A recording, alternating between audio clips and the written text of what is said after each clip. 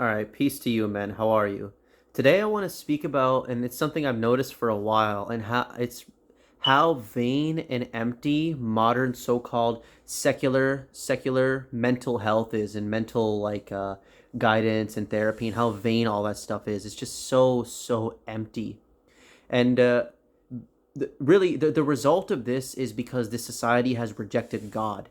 Now, like what this particular system likes to do is because it's non-judgmental, quote unquote, right? It doesn't want to discriminate against anybody's religions. It doesn't want to hurt your feelings or whatever. Of course, we know that's true. That's not fully consistent because they absolutely do discriminate you on your beliefs. Because if you don't want to get juiced up, you don't want to get jibber jabbered, you best prepare yourself for a life of hardship and discrimination. Just right now, I got rejected 2 job offers because I'm not jibber jabbered right now. So like, they're not really consistent with that. They're incredibly judgmental and they care very much what you believe, but they don't want to be judgmental when it comes to things, or they don't want to be discriminatory when it comes to things like God. They don't want to discriminate different religions and whatnot. And what has this resulted in? This has resulted in a therapy, or a psychotherapy, which is so vain and empty. It's actually unbelievable. Because what is sadness? What is anger? What is hurt? All of these things, these negative feelings that people have on the inside, it is really, it is their heart longing after God in the scriptures. When you are sad, you seek the comfort of God. When you are, let's say, what's the word I'm looking for? You are unsure of something, you seek the reassurance of the scriptures. When you, always, God is the comforter, God is the healer, God is the one who sets the aching heart at rest and gives it ease. He is the one who relieves it of its pain. And that is how we cure the pain and the disease and the sadness in people's heart, because there's a lot of sadness and hurt in this world. That's just how this world is. But I think especially in this time as well, there's a lot of loneliness, and how we get rid of that is God. God is the one that gives our heart consolation and comfort. And whenever my wife is down, I always try to give her the consolation and comfort of God, the remembrance of God. Whenever I'm down or upset or angry for whatever reason, she comforts me and consoles me with the remembrance of God in the scriptures. That's what we do. That is natural. That is normal. That is what man naturally desires. That is how it's always been, I think, for the believers and the inclined people. Those with an inclined heart, they always try to comfort one another with God. And that is what the aching heart is seeking. It is seeking the consolation and comfort of God. But this godless system in society, it can't have that. So what does it do instead to give you comfort? It just approaches it in these vain ways. You have to go through all these like mental exercises and take these, and I guess deep breaths can calm you down to a certain extent. You have to remember, in this society, the ideology we have adopted is relativism. All truth is subjective. My religion is not better than yours. Your religion is not better than mine. All our religions are equal. All our beliefs are equal. Nobody is better than the other. Don't judge people on their beliefs. But like I said before, the system is not consistent with that. It judges people a lot for their beliefs. But with this idea that nobody's understanding or opinion of God is any better than any other's understanding, or that God doesn't exist. They can't mention God in their practice of healing people when they're healing the hurt mind and the hurt soul. So what does it boil down to? It just becomes these mental exercises. Just sit down and think about the things that you are grateful for in life. Grateful? If God doesn't exist, then what am I grateful for? Who am I being grateful to? Where is my gratitude being expressed to? If God exists and there's an objective truth about who he is, then all right, cool. Gratefulness is great. You should be grateful. I am grateful to God. My gratefulness is directed towards him for all the blessings he's given to me. But if there is no truth, and there is no right and wrong, and there is no real true religion, it's all just a matter of opinion, then what am I being grateful for?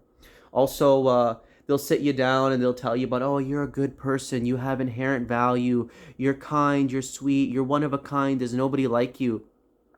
But wait, if everything is just one big accident, if this world came out of nowhere, there's no true meaning, it's all relative, it's all just made up in our head, all these morals and these ideals that people have, they're just these like imaginary concepts that we've made, then how can I be a meaningful, special little snowflake, a one-of-a-kind special person in a world that is utterly meaningless and came out of nowhere and is a big accident? Modern mental health is vain. It is so empty. It is pathetic. pathetic. It is just one big coping mechanism to try to get people to not kill themselves. That's really all it is. You fool yourself into thinking that you shouldn't kill yourself. That's it. That's it. It's a way for the therapist to trick you into what is the natural outworking and consistent outworking of the modern ideology. The modern systems ideology, if you work it out consistently, yeah, I'd be miserable too if that was real. If there was no truth, there was no God, there was no right and wrong. It's all just made up. I'm just here for no reason. Yeah, you know what? That is a pretty bleak and horrible outlook on life if everything's relative. And the depression that people feel, oftentimes just like feeling of senselessness and worthlessness. A lot of people, they visit the therapist because they have that within them. That is a result of the modern ideology. And they try to get you to cope, but there's no purpose. Once again, it's just a coping mechanism. Modern mental health is so vain. You cannot heal somebody's mental and spiritual state unless you minister unto them with the word of God and with the remembrance of God. With the remembrance of God does the believing and really any person's heart find healing and remembrance if they're not a wicked sinner. If they're a wicked sinner who doesn't want to give up their ways, then the mentioning of God will make them incredibly uncomfortable because they don't want to think about Judgment Day. But the person who is kind, who is good, who is not so evil and wicked of a person, that type of guy or girl, if you mention God to them, it will naturally bring them ease and happiness and comfort. And that is where true comfort comes from. God is a true therapist. And when you remove him from the worldview, you end up with this quote unquote therapy, which is utterly vain and meaningless. Utterly. You just sit there and play games with yourself. You just play games with your mind and you try to trick yourself that things are meaningful when there's really nothing in the end. And I remember I was just at this workplace yesterday. I can't work there because I don't find the work lawful. But while I was there, I don't know if it's like this in America, but in Canada, there's this huge push to like end the stigma on mental health, and it's okay for guys to be sad, it's okay for people to cry, it's okay for you to be sensitive. And they're always virtue signaling about mental health and ending the stigma about it, even though there's no stigma about mental health at all. I'm the only person who calls out, one of the few people out here who calls out my modern psychology for the garbage that it is, and I'm hated by people for it. They think that I'm just insane and I'm such an insensitive and bad person. There's no stigma around mental health. But anyways, there was this thing where it was like, it was attached to the wall. It was a bunch of stickers, and it had at the bottom of the sticker, it had this website. I can't remember if it was like, I don't know, My Mental Health Canada, whatever, some website you can seek this like vain secular counseling on mental health. And it's all these stickers with different colors, and depending on how you're feeling that day, you could pick up one of the stickers and stick it on your clothing. So one of them will say like, I'm feeling sad, or I'm feeling depressed, or I'm feeling anxiety, I'm feeling angry, I'm feeling grouchy, I'm feeling grumpy, I'm feeling frustrated. You could take one of those and stick it on you so you can end the stigma about mental health and spread the awareness. I would just look at that, I'm like, man, this is so just fatuous and vacuous. When you take out God, you have nothing. The only thing that's left is satisfying your base pleasures and your desires till your life clock expires. That is it. When you take out God, it is a very bleak and dark world. And all modern psychology is just a way to get around that fact and to trick you into thinking that there's meaning in this relativistic world. But that's what you get when you take out God. The only, like I said before, the only true consolation and comfort that a victim's soul, or not a victim, but a person who is suffering from any kind of pain in their heart or sadness, and that's a normal part of life. God reminds us, there are times where you're wealthy, times where you're poor, times where you are happy, times where you are sad. And we are to be patient and grateful to the Most High during those moments. God tests us. He sees if we will be patient and grateful during our times of hardship, if we won't just give up hope and be like, oh, where is God? Where is he now? He's not answering our prayers. What is he doing? God is testing us. These things are a normal part of life, and the remembrance and the consolation of God is how you get over them. But this system can't offer you that. It can't, because really deep down it denies the Most High, and it wants you to deny too. And the byproduct of that is a psychological therapy session, a psychological system which is embarrassing. It is embarrassing, and it helps nobody.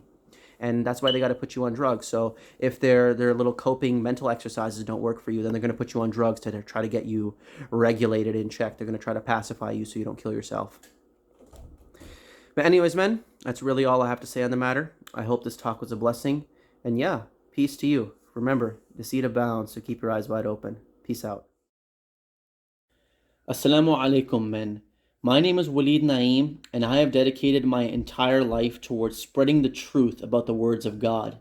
And I don't know about you, but personally, I have grown sick and tired of all these mainstream religions, and specifically the mosques, which have utterly failed us. I'm fed up with them placing the words of man, specifically their fabricated hadiths, at a higher authority than God's holy scriptures, their lack of knowledge about conspiracy facts and realpolitik, and their complete ignorance of the true nature of our earth. I've had enough of their compromise, their weakness, their lame sermons which put people to sleep, their virtue signaling, their fear of facing any real persecution, and their willingness to let the quote-unquote secular atheist utterly trample over them. The atheists own all of the educational boards and teach their propaganda to every so-called Muslim and quote-unquote non-Muslim child here in the West.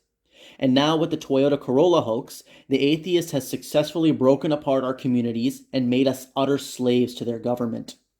Our so-called quote-unquote Muslim sons are a bunch of wannabe hood rat gangsters who vape, drink, smoke weed, and party like animals. And our so-called quote-unquote Muslim daughters are not much different. They have no interest in hearing about the Word of God.